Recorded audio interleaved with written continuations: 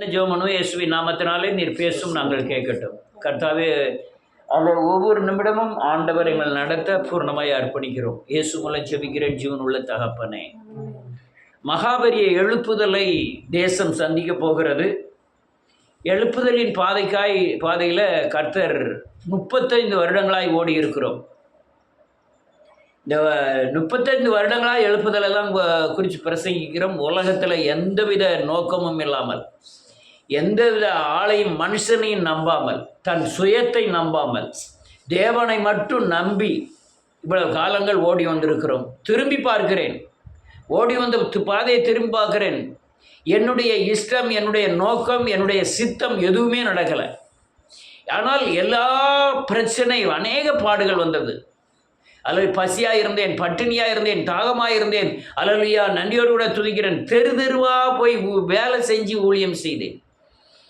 அல்லையா, அநேக வஞ்சகம், சொந்தக்காரங்களினாலும் ஊழியர்களினாலும், அல்லையா, நன்றியோடு விசுவாசிகளின் மூலமாகவும் சகிக்க முடியாத வஞ்சகத்தை சந்திக்க வேண்டியதாக இருந்தது. நன்றியோடு கூட துதிக்கிறேன். கர்த்தருடைய இழப்பு, ஏகப்பட்ட இழப்புகள். ஆனால் நான் திரும்பி பார்க்குறேன், என் வாழ்க்கையோ என் பிள்ளைகள் வாழ்க்கையோ தேவன் பொறுப்பெடுத்து கொண்டு நடத்த ஆரம்பித்திருக்கிறார்.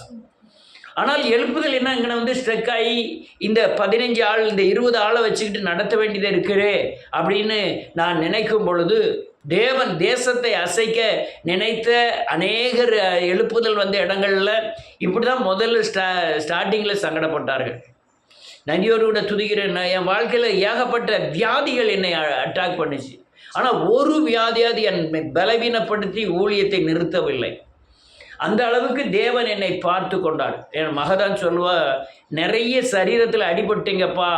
கடைசி நேரங்களில் அநேக ஊழியர்கள் படுக்கையிலையும் வியாதியிலும் இருந்து நாட்களை கழிக்கிறாங்க. அதே மாதிரி ஒரு காரியம்லாம் உங்களுக்கு வராது அப்படின்னு சொன்னான், இயேசுவின் நாமத்தினாலே. நான் அதை அலசி ஆராயும் பொழுது அதுவுமே அல்லையா, நீதிமானுக்கு பூமியிலே சரி கட்டப்படும். முன்னால் சரி கட்டப்பட்டுன்னா பின்னால் உள்ள வாழ்க்கை நல்லாயிருக்கும். நீங்கள் இப்போ இந்த பழைய ஏற்பாடாலும் சரி, புதிய ஏற்பாடாலும் சரி, தேவ துரோகம் பண்ணினவர்களுடைய சாவின் முடிவு கொடுமையாக இருந்தது. தேவனை சேவித்தவர்களுடைய முடிவு சம்பூர்ணமாக இருந்தது. நீங்கள் அல்லையா, யோசேப்பின் மரணத்தை பார்த்தாலும் சரி, யாக்கோப்பின் மரணத்தை பார்த்தாலும் சரி, நன்றியோடு கூட துதிக்கிறேன். அல்லையா, தாவீதோட மரணத்தை பார்த்தாலும் சரி, அல்லையா, நன்றியோடு கூட துதிக்கிறேன்.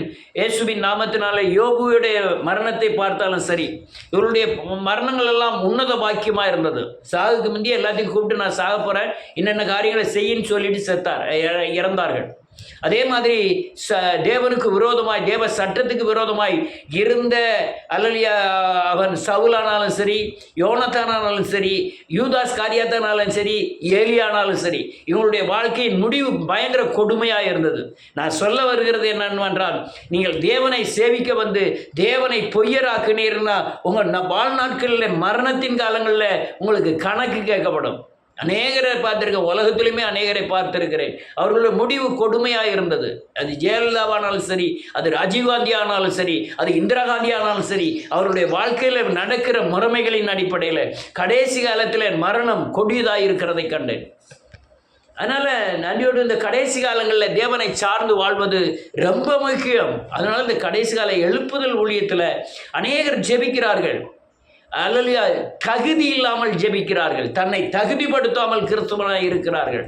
அல்லையா, எல்லா காரியத்துக்கும் ஒரு தகுதி இருக்கிறது. நீ போலீஸ்காரனாகணும்னா, ஒரு நீதிபதியாக வேண்டுமானால், ஒரு கலெக்டராக வேண்டுமானால், அல்லையா, ஒரு மிலிட்டரியில் போய் சேரணும்னா, இந்த உலகத்தில் அநேக தகுதிகளை எதிர்பார்க்கிறார்கள்.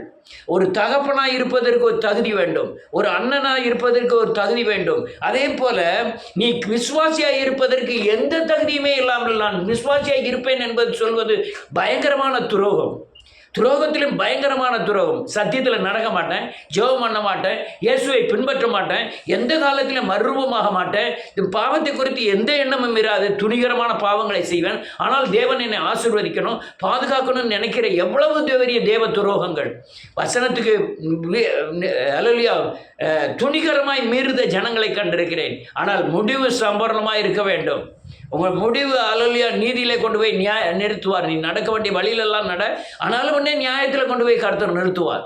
அப்படிதான் வேதம் சொல்லுகிறது. அதனால இந்த கடைசி நாட்களிலே ஒரு கிறிஸ்தவன் எப்படி இருக்க வேண்டும் அப்படிங்கிறது தான் இன்னைக்கு சத்தியத்தை நான் உங்களோடு பகிர்ந்து கொள்ள போகிறேன். ஒரு கிறிஸ்தவனுடைய தன்மை என்ன, ஒரு கிறிஸ்தவன் எப்படி தேவனை சேவிக்க வேண்டும்.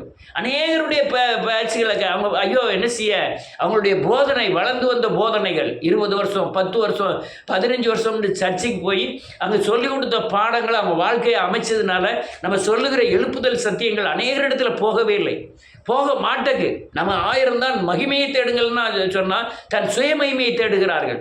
தேவனுக்காய் பிரயாசப்படுவோம்னா தனக்காய் பிரயாசப்படுகிறார்கள்.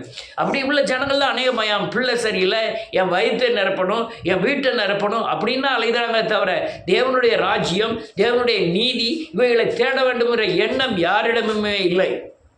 நிறைய பேரை பார்த்துருக்கேன், நிறைய பேரை பார்த்துக்கிட்டு தான் இருக்கேன், இப்பவும் பார்த்துக்கிட்டு இருக்கேன்.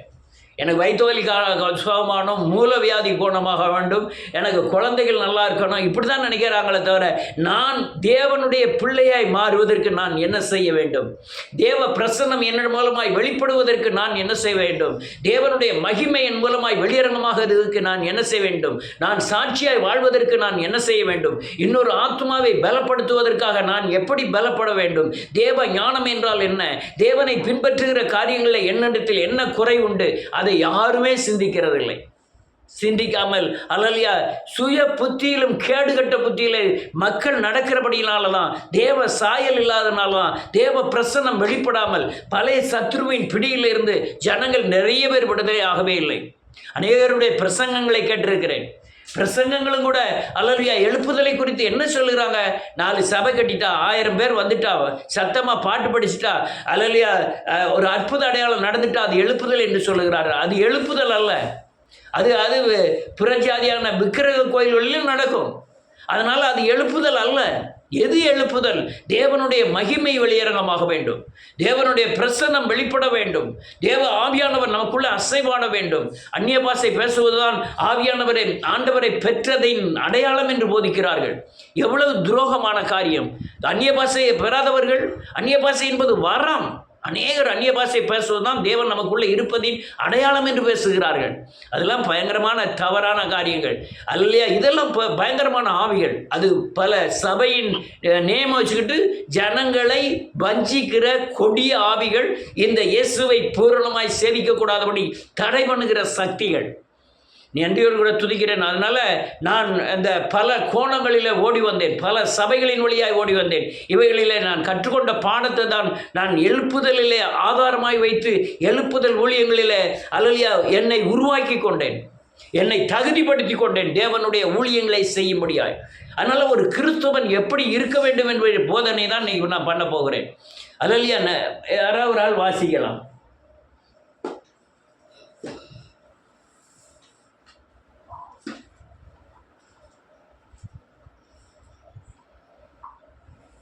யோவான் எழுதின சுவிசேஷம் செல்ல வாசிங்க,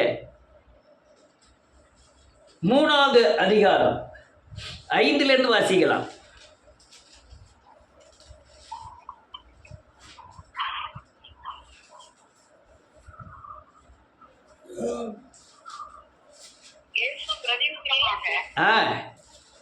ஒருவன் ஜலத்தினாலும் ஆவியினாலும் பிரவாவிட்டால் ஆமென் தேவனுடைய ராஜ்யத்தில் பிரவேசிக்க மாட்டான் என்று மெய்யாகவே உனக்கு சொல்லுகிறேன்.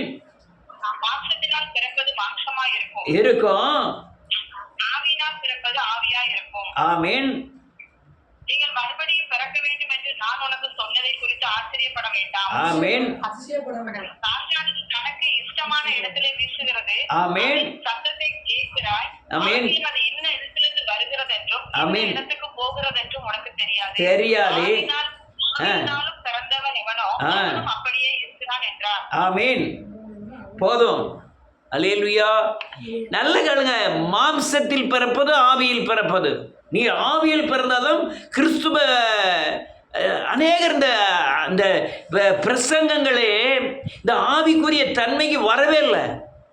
அப்படியே அல்லலியா கோபப்படாதே, பயப்படாதே, கலங்காதே, தீயாதே, கர்த்தர் உன்னை ஆசீர்வதிப்பார், இந்த கடல் மேல் நடந்தார், மரித்தோரை எழுப்பினார், இப்படி தான் முடிக்கிறாங்களே தவிர ஆவிக்குரிய தன்மைக்கே வரல.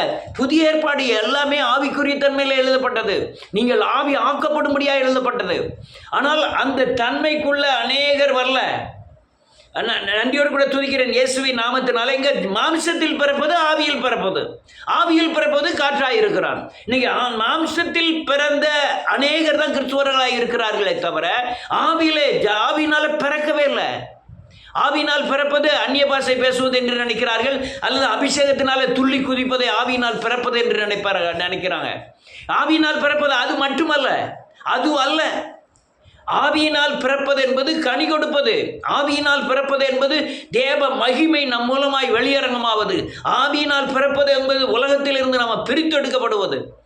அநேகர் பிரித்தெடுக்கப்படலை, அல்லவியா கனி கொடுக்கலை, ஆனால் நான் ஆவியினால் பிறந்திருக்கிறேன் என்று சொல்லுகிறார்கள். ஆவியில் பிறந்தவன் மாம்சத்துக்குரியவர்களை எதிர்ப்பான். மாம்சத்துக்கும் ஆவிக்கும் போராடிக்கிட்டே இருக்கும். நான் மாம்சத்துக்கும் ஆவிக்கும் நிர்ணயம் போராட்டம் நடந்துகிட்டே இருக்கும். ஆனால் இவர்கள் ஆவியிலே பிறந்திருக்கிறேன் என்று சொல்லுகிறவர்கள் மாம்சத்தோடு ஐக்கியமாக இருக்கிறார்கள். உலக மனுஷரோடு அல்லது ரட்சிக்கப்படாதவர்களோடு கூட ஐக்கியமாக இருக்கிறார்கள். எனக்கு அண்ணன் தம்பி எல்லாரும் உண்டு, எனக்கு சொந்த பந்தங்கள் நிறைய பேர் உண்டு. அல்லையா எங்கள் ஆட்சி கூட பிறந்த 21 பேருமே ஏகப்பட்ட இடங்களை கட்டி கொடுத்து அவங்க பிள்ளைகள் எனக்கு யாருன்னே தெரியாது இதுவரை. அந்த அளவுக்கு இந்த ஐக்கியங்களை நான் அதுக்காண்டி பேச மாட்டேன், பகையெல்லாம் கிடையாது. ஆனால் ஐக்கியம் கிடையாது, பிரிஞ்சிருக்கிறேன். நான் ஆமிஷத்துக்குரியவன் அல்ல, ஆவிக்குரியவன். ஆவிக்குரியவனாய் மாறணும் இயேசுவின் நாமத்தினாலே. ஆவியினால் நடத்தப்படுவீர்களானால் நீங்கள் ஆவிக்குரியவர்கள். ஆவியானவர் உங்களுக்கு எது நடத்தினாரு சொல்லுங்க பார்ப்போம். கடைசியில் ஆவியானவர் நடத்தினதின் சாட்சி என்ன? ஆவியானவர் என்ன இப்போ நான் போதிச்சுக்கிட்டு இருக்கிறது ஆவியானவர் நடத்துதலின் போதனை.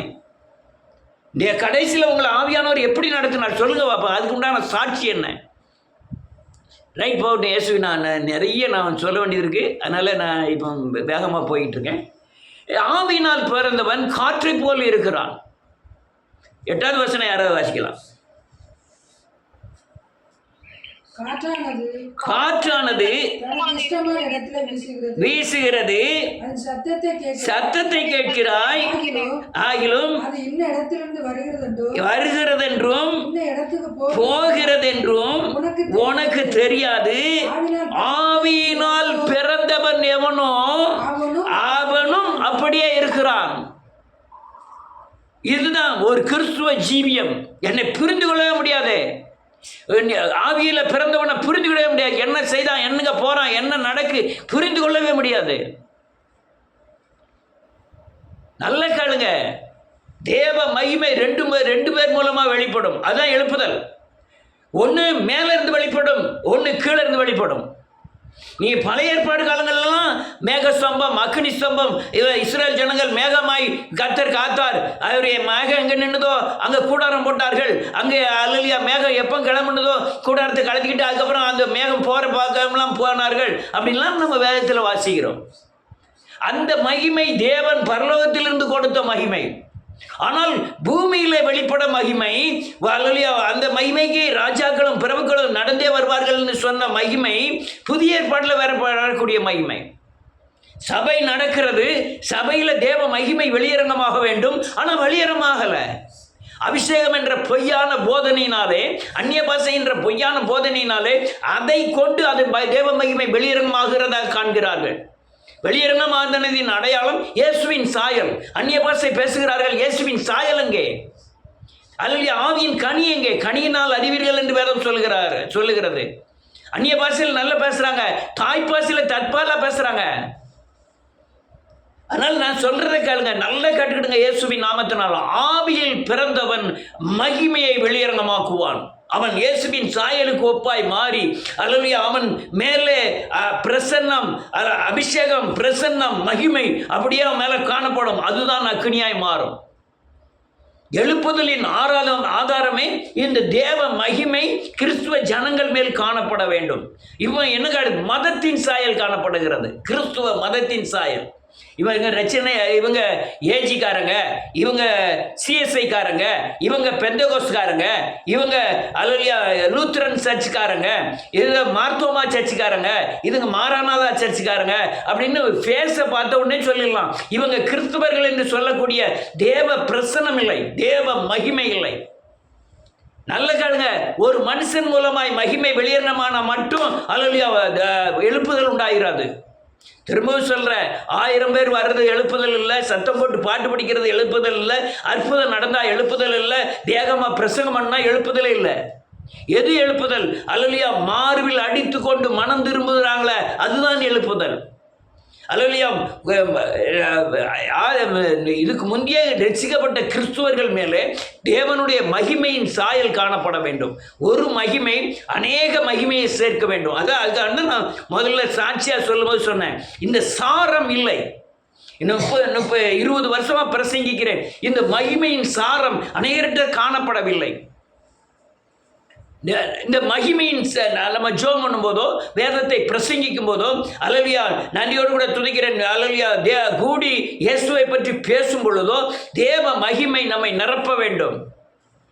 அந்த தேவ மகிமை நிரப்புதல் தான் அது அக்கினியை கொண்டு வரும். அந்த மகிமை முன்னால தான் ராஜாக்களும் பிரபுக்களும் நடந்து வர முடியும். அந்த உத்வேகம் இல்லை. இப்போ உள்ள கிறிஸ்துவர்களுக்கு காரணம் என்னன்னா, சரியானபடி பிரித்தெடுக்கப்படவில்லை, சரியானபடி இயேசுவை போல மாறவில்லை, வைராக்கியங்கள் இல்லை, இயேசு கிறிஸ்துவுக்காய் வைராக்கியம் பாராட்டவில்லை. சோத்துக்கும் கறிக்கும் பிள்ளைகளுக்குள்ள ஆசீர்வாதம் வரணுங்கிறதுக்காகவும் பிள்ளைகள் பாதுகாப்பாக வளர்க்கணுங்கிறதுக்காகவும் எவ்வளோ வைராக்கியம் காட்டுகிறோமோ அந்த வைராக்கியங்கள் இயேசு கிறிஸ்து மேலே இல்லாதனாலே தேவன் மகிமை அவர்கள் மேல் காணப்படலை. நீ மாம்சத்துக்குரியவர்களாய் மாறிவிடுவீர்கள். நீங்கள் ஆவிக்குரியவர்களாய் மாறினாதான் தேவ பிரசன்னம் மகிமை உங்கள் மேல் காணப்படும். 2 மகிமை, ஒன்று மேலேருந்து வரக்கூடியது, ஒன்று கீழே இருந்து வரக்கூடியது. பழைய ஏற்பாடு காலங்கள்லாம் மேலேருந்து மகிமை வெளிப்பட்டது. புதிய ஏற்பாடு காலங்களில் போகிறான் மனுஷனுக்குள்ள இந்த சாட்சியின் மூலமாய், இயேசுவின் சாயலின் மூலமாய், கற்பனை கட்டளை கைகொண்டு ஆவியின் கனி வெளிப்படுதலின் மூலமாய், அபிஷேகத்தின் மூலமாய் இந்த மகிமை வெளியரங்கமாக வேண்டும். இந்த மகிமை எவ்வளவு பேரோட மகிமை வெளியரங்கமாகுதோ அந்த இடத்துல பாளையங்கொட்டை அசைஞ்சிடும், பாளையங்கொட்டை அசையும், இந்திய தமிழ்நாடு அசையும், இந்தியா அசையும். எவ்வளவு தூரம் தேவ மகிமை வெளியரங்கமாகுதோ அவ்வளவு தூரம் அல்லேலூயா பிசாசு நடுங்குவான். வேதம் தெளிவாக சொல்லும், தேசத்தை விட்டு விக்கிரகத்தின் ஆவியை துரத்துவேன். எப்படி துரத்து? சும்மா சபிக்கிறேன், விரட்டுகிறேன், கட்டுகிறேன் ஜெபம் பண்ணதுனால அல்ல. ஒன்றுமே உள்ள சாரமே இல்லையே. நான் என்னைக்கு பணத்தை பிடிச்சிக்கிட்டு இருக்கோமோ, என்னைக்கு பிள்ளைகளை பிடிச்சிக்கிட்டு இருக்கோமோ, என்னைக்கு மாம்சத்தை பிடிச்சிக்கிட்டு இருக்கோமோ அங்கே மகிமை வெளியரங்கமாவதுக்கு உண்டான எந்த ஆதாரமும் இருக்காது. எல்லா காரியத்திலும் நீங்கள் விசுவாசத்தின் கிரியை செஞ்சால் மட்டும்தான் இருக்கும். வேதம் சொல்லுது 8வது வசனத்தில், காற்றானது தனக்கு இஷ்டமான இடத்திலே வீசுகிறது. அதுக்கு என்ன இஷ்டமோ அந்த இடத்துல மட்டும்தான் காற்று வீசும். அது ஒரு சின்ன ஓட்டைக்குள்ள நுழைஞ்சிரும். மலை மேல வீசும், கடல் மேல வீசும், அக்னியில வீசும், அது எல்லா இடத்திலும் வீசும். அதான் தெளிவாக வேலை சொல்லுது. அது இஷ்டமான இடத்துல வீசிக்கிட்டே போகுது. என்ன இஷ்டமான இடத்துல? தேவ சித்தத்தை நம் சிந்தையில் அறிந்து தன்னுடைய இஷ்டத்தின்படி தேவ சித்தத்தின்படி நம் சிந்தையை அமைத்து கொண்டு தேசத்தில் கிறிஸ்துவ ஜீவியம் நடத்தி அநேகரை மீட்டெடுக்க நாம் பயன்படுவதுதான் தன் இஷ்டம் போல நடக்கிறது. காற்று இஷ்டம். ஒரு கிறிஸ்துவன் நடக்கணும்னா தன்னுடைய வார்த்தை, நடக்கை எல்லாமே வேதவசனத்துக்குள்ள வரணும். உன் வாழ்க்கை நடைமுறைகள், உன் பேச்சு, இதெல்லாம் இப்படிலாம் யாரும் பேச மாட்டாங்க. நான் என்ன செய்ய, பேசிதான் ஆக வேண்டியது இருக்கு. உன் நடக்க, உன் பேச்சு எல்லாம் அல்லேலூயா தேவ சித்தத்திற்குள் வர வேண்டும். ஏன்னா உன் சிந்தையை தேவ சித்தம் அடக்க வேண்டும். அப்போதான் நீங்கள் செய்கிற எல்லா காரியமும் அல்லேலூயா தேவ சத்தியத்துக்குள் வரும். நீ மகிமையில் இருந்தால் தான் அந்த பிரச்சனைலாம் அந்த காரியங்கள்லாம் நீங்கள் சந்திக்க முடியும். நீங்கள் தேவ பிரசன்னத்தில் இல்லை அப்படின்னா என்னத்தை சந்திக்க முடியும்? ஒரு ஞாயிற்றுக்கிழமை ஆராதனை 10 மணிக்கு ஆராதனை, உங்கள் மனம் பதறணும். 10 மணிக்கு நம்ம போய் நிற்கணும், ஆண்டவர் பிரசன்னத்தை பார்க்க வேண்டும், ஆண்டவரை காண வேண்டும், ஆண்டவர்கிட்ட ஜெபம் பண்ணணும். இப்படிங்கன்னு உங்கள் இருதயம் துடிக்கலைன்னா நீ பிரசன்னத்துக்குள்ளே இல்லை. நான் வராதவங்க யாருமே மயாமல்லன்னு கேட்கவும் மாட்டேன். காரணம் என்னென்னா, அப்படி தள்ளி படுக்க வைக்கிறது பழம் இல்லை. தேவ பிரசன்னம் அவருக்குள்ளே உருவாக்கப்படக்கூடியது. ஒரு ஆளுக்கு 2 பேர் கூப்பிட்டுவாங்க, நீ வா அல்லது அனுப்பு, இதெல்லாம் இந்த சோழிய பைபிள் வேத வசனத்துக்குள்ள கிடையாது. அதனால இவன் தான் காற்றை போல இருக்கான், தான் இஷ்டத்துக்கு செய்கிறான். என்ன செய்கிறானோ சத்தியத்துக்குள்ள இருக்கும், அவன் என்ன பேசுகிறானோ சத்தியத்துக்குள்ள இருக்கும், என்ன பார்க்கிறானோ என்ன நடக்கிறானோ எல்லாமே வேத வசனத்திற்குள்ள அடங்கும். அதுதான் காற்று தன் இஷ்டமானபடி போயிட்டே இருக்கும். அல்லேலூயா. எல்லா இடத்துக்கும் போவோம். காற்று இல்லைன்னா உலகம் அழிஞ்சிடும். காற்று இல்லைன்னா ஒருவனுடைய சுவாசம் இல்லாமல் மனுஷர் மிருகங்கள் எல்லாம் செத்து போகும். காற்று அவ்வளோ முக்கியம். அல்லேலூயா. காற்று இல்லாத இடமே கிடையாது. அதனால் வேதம் சொல்லுது, வாசிப்போம். அடுத்தால என்ன இருக்கு? காற்றானது இஷ்டமான இடத்துல வீசுகிறது. அடுத்தால சத்தத்தை கேட்கிறாய். ஹல்லேலூயா. ஒரு வசனத்தை வாசிப்போம். யோவான் 16வது அதிகாரம் 13வது வசனம். 16வது அதிகாரம் 13வது வசனம். வரும்போது சகல சத்தியத்திற்குள்ளும் நடத்துவார். ஆமென். தாம் கேள்விப்பட்டவைகளை யாவும் சொல்லி வரப்போகிற காரியங்களை உங்களுக்கு அறிவிப்பார். போதும். இதான் இஷ்டத்துக்கு நடக்கிறது. சத்திய ஆவி வரும்போது அவன் பேசுறது எல்லாமே சத்தியமாய் தெரியும். நம்ம யூடியூப்பை எல்லாரும் ஏன் பார்க்கப்பட்ட புரியல. யாம்னா ஆசீர்வதிப்பார் என்றோ, ஆண்டவர் உன்னை கட்டி எழுப்புவார் என்றோ, நோய் குணமாக்குவார் என்றோ எந்த வார்த்தையும் இருக்காது. இன்னும் பேசுகிற இந்த சத்தியங்கள் தான் இருக்கும். அதனால அது இல்லையா, அவங்க இஷ்டத்துக்கு பேசுறது இல்லை, அவங்க இஷ்டமே கர்த்தருடைய சுத்தமாய் மாறுகிறது. அதனால தான் அவன் இஷ்டமான காரியங்களை அவன் பாட்டில் பேசிகிட்டே இருக்கான். அவன் என்றைக்கும் தன் சுயத்தை மேன்மைப்படுத்தவே மாட்டான். தேவனை தவிர எதையுமே மேன்மைப்படுத்த மாட்டான். உலகத்தில் எதையுமே முதன்மை வைக்க மாட்டான். எதையுமே முதன்மையாக தேட மாட்டான். உலகத்தில் உள்ள நாச மோசங்களுக்கு நஷ்டங்களுக்கு எல்லா நேரங்களிலும் மனோரம்யமாக இருப்பான். அதான் அவன் இஷ்டத்துக்கு போகக்கூடிய. அடுத்தால என்ன சொல்லுது வேதம்? அதில் இஷ்டத்துக்கு காற்றானது தனக்கு இஷ்டமான இடத்துல வீசுகிறது. அது சத்தத்தை கேட்கிறாய், ஆகிலும் அது எங்கே போகிறது என்றும் எங்கே வருகிறது என்றும் அறியாதிருக்கிறாய். சத்தத்தை கேட்கான். அல்லேலூயா. தேவ சத்தத்தை கேட்கக்கூடிய தன்மைகள். இங்கே பழைய ஏற்பாடு காலங்களிலே தேவன் தீர்க்க தரிசனத்தில் பேசினார், சொப்பனத்தில் பேசினார். அல்லேலூயா. பழைய ஏற்பாடு காலங்களிலே தேவன் மாம்ச சரீரத்தில் பேசினார். அல்லேலூயா. நன்றியோடு ஒரு தீர்க்கதரிசி மூலமாக பேசினார், ஒரு சொப்பனத்தின் மூலமாக பேசினார். அல்லேலூயா. ஊரின் தும்மின் மூலமாய் பேசினார்.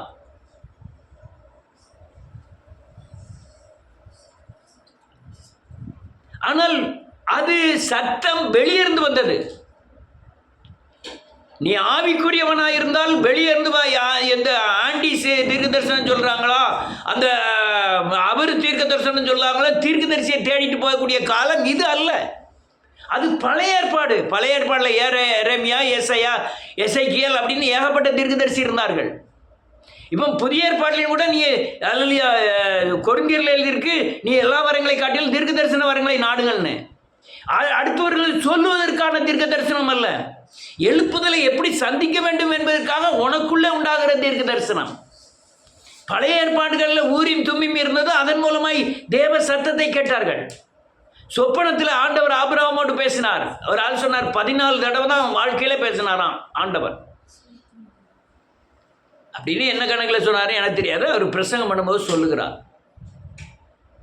ஆனால் புதிய ஏற்பாடு சத்தம் வேறு, பழைய ஏற்பாடு சத்தம் வேறு. நீங்க ஆவிக்குரியவனாய் மாறுவது மட்டுமல்ல, தேவ சத்தியத்தின்படி நடக்கிறவர்களாக இருந்தால் உன்னை நடத்துகிறவருடைய சத்தத்தை நீங்கள் கேட்பீர்கள். அந்த சத்தம் வெளியே பிரதிபலிக்கும். அல்லேலூயா. அந்த சத்தம் தேவன் சொல்லுகிற சத்தம் பிரதிபலிக்கும்.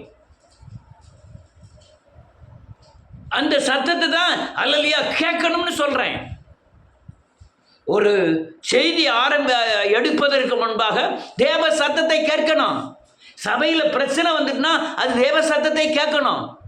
அல்லேலூயா. விசுவாசிகள் வீடுகளில் பிரச்சனை வந்துட்டுனா ஒரு ஊழியன் தேவ சத்தத்தை கேட்கணும். அது எப்படி கேட்கணும்னா உணர்வு, ஏவுதல், அல்லேலூயா, வசனம், சத்தியத்தின் வெளிப்பாடு. எழுதியிருக்கிற எல்லாமே தீர்க்க தரிசனம் தான். புதிய ஏற்பாட்டில் எழுதியிருக்கிற யாவும் தீர்க்க தரிசனமே. அந்த தீர்க்க தரிசனம், அந்த வசனத்தின் அந்தரங்க கருப்பொருளை நீங்கள் உள்ள உணர்வின் அடிப்படையில் அதனுடைய கருத்துக்களை அது உணர்வதுதான் சத்தியத்தின் வெளிப்பாடு. வேதவசனத்தில் மறைந்திருக்கிற கருப்பொருளை நீங்கள் இருதயத்தின் ஆழத்திலிருந்து வெளிக்காட்டுவது தான் அது சத்தியத்தின் வெளிப்பாடு. அந்த வெளிப்பாடு தான் சத்தம். அதுதான் ஆவியானுடைய சத்தம். நான் அநேக காலங்களில் இந்த சத்தியம் என்னது, வசனம் என்ன என்பதை போதித்து இருக்கிறேன். ஒரு பிரச்சனை வந்துட்டு அந்த பிரச்சனைக்கு தீர்வு நீங்கள் சத்தியத்தில் வெளிப்படுத்தணும். வசனம் மட்டுமல்ல, வசனம் சரி, ஆனால் வசனத்தில் அந்தரங்கத்தில் இருக்கிற கருப்பொருளாகிய சத்தியத்தை நீங்கள் வெளிப்படுத்த வேண்டும். அநேக பிரச்சனைகளுக்கு நான் சத்தியத்தின் அடிப்படையில் தான் முடிவு எடுத்திருக்கிறேன் இயேசுவின் நாமத்தினால. இது வெளிப்பாடு வேணும், உங்களுக்கு சத்தியத்தின் வெளிப்பாடு வேணும். இப்போ நான் திரும்ப திரும்ப சொல்கிறேன், இப்போ தீர்க்கதரிசி நீங்களாகவே மாற வேண்டும். எப்படி தீர்க்கதரிசியாக மாற வேண்டும் என்றால், அநேக வசனங்களை நடைமுறைப்படுத்தி இருந்தால் வசனத்தின் மேலே வைக்கிற விசுவாசம் உன்னை தீர்க்கதரிசியாய் மாற்றிவிடும். நீங்கள் செய்கிற காரியங்களுக்கு அதுதான் தீர்க்க தரிசனம். வசனத்தின் மேல் வைக்கிற விசுவாசம், தேவன் கொடுக்கிற விசுவாசம், அது தீர்க்க தரிசனமாய் மாறிடும். இன்னைக்கு ஏகப்பட்ட தீர்க்கதரிசிகள் உலகத்தில் இருக்கிறாங்க. அவங்களுடைய மரணத்தை பார்த்திருக்கிறேன். கொடிய மரணம், மரணம் பயங்கர. அநேகர் கேன்சர் வந்தால் செத்தாங்க இயேசுவின் நாமத்தினாலே. ஆனால் தீர்க்கதரிசிகள் எனக்கு பாவமாக இருக்கும், ஆனால் அவர்களை பின்பற்றினவர்களோ பின்பற்றின அநேகர் தேரவே இல்லை. நீங்கள் நான் புளியரையில் இருந்து கிழக்க திருநெல்வேலி வரையும் எத்தனை தீர்க்கதரிசிகள் இருந்தாங்க. அவ்வளோ பேருடைய மரணத்தையும் உங்கள்கிட்ட நான் சொல்ல முடியும். நான் சொல்லலைனாலும் நீங்கள் எங்கேருந்து கேட்குறீங்களோ அந்த தீர்க்கதரிசியோட ஆள் தெரிஞ்சிருந்ததுன்னா அவங்க முடிவை யோசனை பண்ணி பாருங்கள். நான் சொல்லாததை சொன்னேன் என்று சொல்லுகிறவர்களுக்கு ஐயோ அப்படின்னு எழுதியிருக்கு. ஐயோன்னு என்ன? கொடுமையன் என்று அர்த்தம்.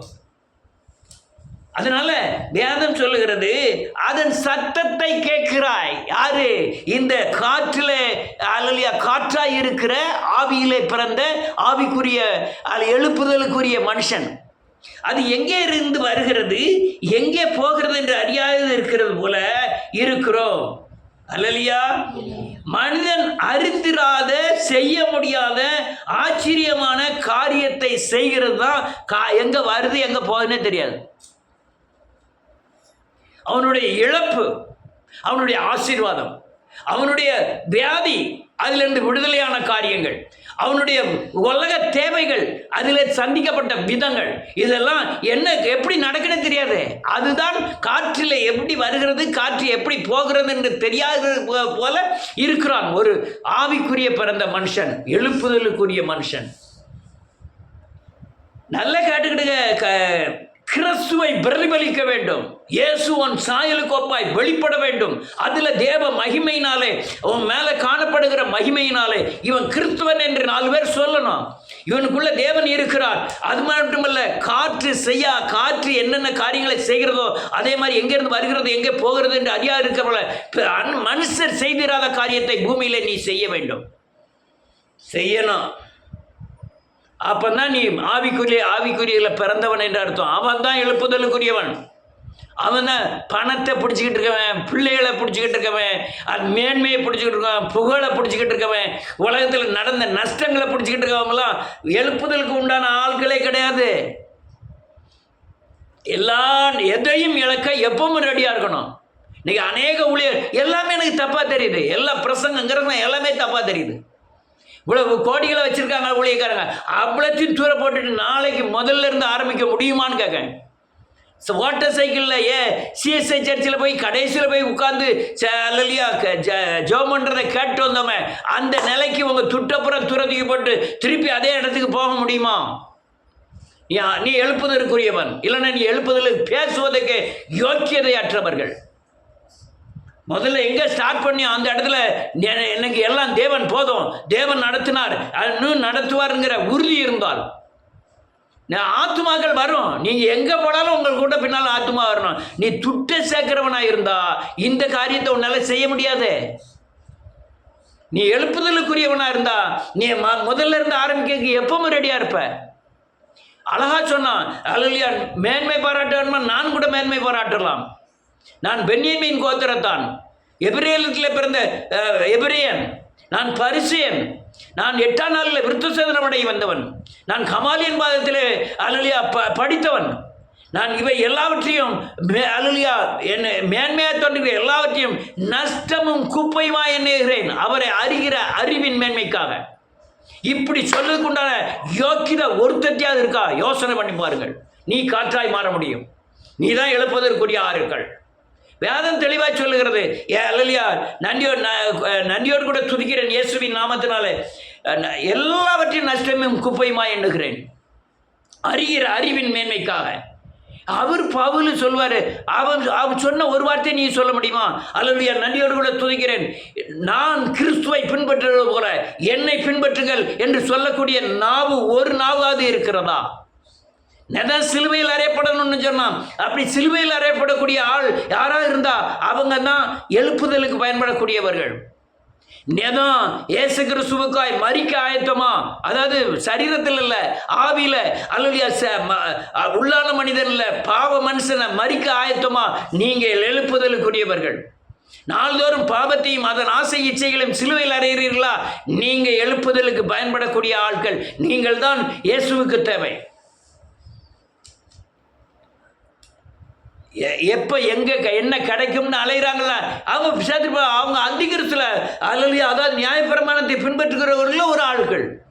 நீங்கள் அவங்களை விடுங்க இயேசுவின் நாமத்தினாலே. அது பிசாசு தான், அது அந்திகிறிஸ்து தான். நீங்கள் அவர் அந்த மதுரைக்காரர் அப்படி பேசுறாரு, இவர் பாட்டு படித்து ஆடுதாரு, இவர் இவ்வளோ துட்டுச்சு, அதெல்லாம் விடுங்க. அது தேவன் பார்த்து கொள்வார்.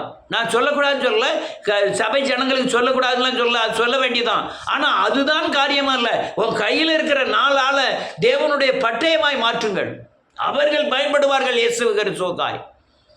அல்லேலூயா. ஒளி வரும்போது இருள் அகன்று போகும். வெளிச்சம் பூமியில் பிரகாசிக்கும் போது இந்த இருள் ஒன்றுமே இருக்காது, எல்லாம் அகன்று போகும். அதுக்காக தான் எழுப்புதல். ஆனால் எனக்கு தெரியும் எத்தனை ஊழியக்காரர்கள் அட்டுழியம் பண்ணுறாங்க, எவ்வளோ பேர் பணத்துக்குள்ளே, அதையே பேசி பிரயோஜனம் இல்லை என்று சொல்லுகிறேன். நீங்கள் உங்கள் கையில் இருக்கிற ஆட்களை வல்லமையாக பயன்படுத்துங்கள். அல்லேலூயா. தேவனுக்காய் நிற்க செய்யுங்கள். நிறைய பேரை பார்த்துக்கிட்டு தான் இருக்கேன். ஆனால் தேசம் அசைய போது காற்றாய் அநேக ஜனங்களை தரப்போகிறார். இந்த ஜனந்தான் தேவை. இந்த யோவான் எழுதின சுவிசேஷம் 3ஆம் அதிகாரம் 8வது வசனத்தில் எழுதியிருக்கிற ஜனங்கள் தான் தேவை. அநேகர் ஜெபம் பண்ணதுக்கே தகுதி இல்லை, ஜெபம் பண்ணதுக்கே தகுதி கிடையாது. அவர்களை வைத்து எப்படி ஊழியம் செய்ய முடியும்? அல்லேலூயா. உலகத்தையும் அதை ஆசை இச்சையும் தேடுகிறவர்கள் ஜெபிக்க தகுதியற்றவர்கள். நான் உன்னிலும் என் வார்த்தைகள் உங்களிலும் நிலைத்திருக்கிறதோ அவன் கேட்குகிறது எதுவும் அவனுக்கு கொடுக்கப்படும். அந்த ஆட்கள் தான் எழுப்புதலுக்கு தேவை. காற்றாய் மாற்றுவார். அல்லேலூயா. அவன் செய்கிறது ஒருத்தர் புரிஞ்சுக்கிடவே முடியாது. என்ன எங்கேருந்து வருது எங்கே போகிறதுனே தெரியாது, அப்படி மாற்றிடுவார். தேசத்தை அசைக்க பயன்படுத்துவார். அது எல்லா தேசத்திலையும் வீசும். அந்த காற்றானது இஸ்லாமிய தேசத்திலையும் வீசும், கிறிஸ்துவ தேசத்திலையும் வீசும், சாமியே இல்லைன்னு சொல்லக்கூட ஏத்திஸ்ட் இருக்கக்கூடிய தேசத்திலையும் வீசும். அல்லேலூயா. எல்லா பகுதியிலும் இந்த காற்று வீசும். வீசி தேசம் எங்கும் எழுப்புதல் உண்டாக ஆரம்பிக்கும். தேவ மகிமை வெளியரங்கமாகும். மாம்சமான யாவும் ஏகமாய் காண்பார்கள். இது ஒன்றை மட்டும் சொல்லி முடிக்கிறேன். இந்த காற்றாய் மாறினவர்கள் தேவ மகிமை காணப்படுவர்கள் 4 பேர் ஒரு இடத்துல ஜெபம் பண்ணாலே போதும், அங்கே தீ பற்ற பிடிக்க ஆரம்பிச்சிடும். ஏம்னா அவர்கள் காற்றாய் மாறினவர்கள், அக்னியாய் மாறினவர்கள். 4 பேர். பாளையங்கோட்டையில் 4 பேர் போதும், அந்த பாளையங்கோட்டை ஊரே அசைஞ்சிட முடியும். ஏதோ ஒரு சாமியார் ஏதோ ஒரு மண்ணை கலக்கி கொடுக்காராம், அவங்க அதனால அங்கே பிள்ளை கிடைக்கி அலலியா எப்படிலான்னு சொல்லி அநேகர் அந்த சாமியாரை போய் பார்த்தாங்க. எங்கே? கண்டவெட்டி களக்காடு போகிற வழியில் அவரை வெட்டி போட்டாங்க. அந்த வெட்டி போட்ட இடத்துல உள்ள மண்ணை கரைச்சி குடித்தா எல்லாம் அற்புதம் நடக்குன்ட்டு போனாங்க. அங்கே டவுன் பஸ்லாம் விட்டுட்டாங்க. நாங்கள் கொஞ்சம் ஒரு 30 வருஷத்துக்கு முந்தி உள்ள கதையை சொல்லுவேன். களக்காட்டுக்கு முந்தின ஸ்டாப். அந்த ஊரில் இருந்த மண்ணு புறாமே காலி. எல்லாருமே போய் மண்ணை அள்ளிட்டு வந்துட்டாங்க. கோழி அடை வச்சா கூட அந்த மண்ணை வச்சு தான் கோழி அடை வச்சாங்க. ஏன்னா கோழி வீரமாக இருக்குமா அப்படின்னு சொல்லி அந்த மதிகட்ட காரியங்களை ஜனங்கள் செய்யறதுக்கு ஆத்தமாக இருக்காங்க. அது மதிகட்டான பிசாசின் கிரியைகள். இந்த கிரியைகளை தேவன்கிட்ட கிடையாது. தேவன்கிட்ட வந்து மகிமை வெளியரங்கமாகி அந்த மகிமை அநேக ஜனங்களை கொண்டு வரும். திரும்பவும் சொல்ல, எழுப்புதல் ஊழியம் வந்து பைசாவை முதன்மையாக வைக்கிறதில்ல. அதே போல் ஊழியர்கள் விசுவாசிகளும் பைசாவை மையமாக வைக்காம அதை ஊழியத்திற்காக பயன்படுத்தினா மட்டும்தான் நீங்கள் தேவ ஊழியத்தில் பயன்பட முடியும். நான் பணம் கேட்காதற்காக அல்ல.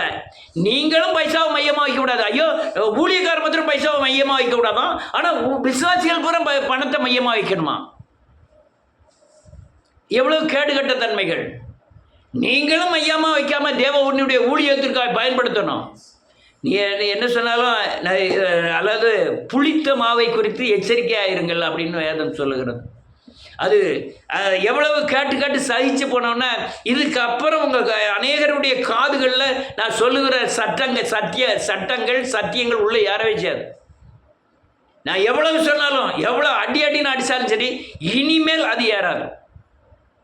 இனிமேல் அது அல்லலியா அது எப்படி யாருன்னு எனக்கு தெரியல, ஆனால் ஏறாது. அதுக்கப்புறம் வந்து இந்த குறிப்பிட்ட வளர்ச்சிக்கு அப்புறம் உங்களால் அதுக்கப்புறம் எந்த சத்தத்தையும் உங்களால் ஏற்றுக்கொள்ள முடியாது. நான் உங்களால் எல்லாத்தையும் சொல்ல, ஒரு சிலர் அப்படி அவ்வளோதான். அவங்களுடைய நியமிக்கப்பட்டல் உலகத்தில் வாழும்போதே சங்கடப்பட்டே வாழணும், விடுதலை இல்லாமல் வாழணும்ன்ட்டு அவங்களுக்கு நியமிக்கப்பட்ட. நீங்கள் என்னை பிடித்து கொண்டால் நான் உங்களை பிடிச்சிக்கிடுவேன். நீங்கள் என் சத்தத்துக்கு செவி கெடுத்தால் நான் உங்களுக்கு சத்தத்துக்கு செவி கெடுப்பேன். நீங்கள் விட்டீராக நானும் விடுவேன். அந்த சட்டத்துக்கு அது உள்ளே போயிடும். அதனால் இதெல்லாம் காரியங்கள். அதனால் எழுப்புதல் பகிரங்கமாய் நடக்க போகிறது. அதற்காக ஜெபித்துக் கொள்ளுங்கள். பல வழிகளை தேவன் திறப்பார். அதில் ஒரு வழி அல்லேலூயா காற்றாய் மாறுவது.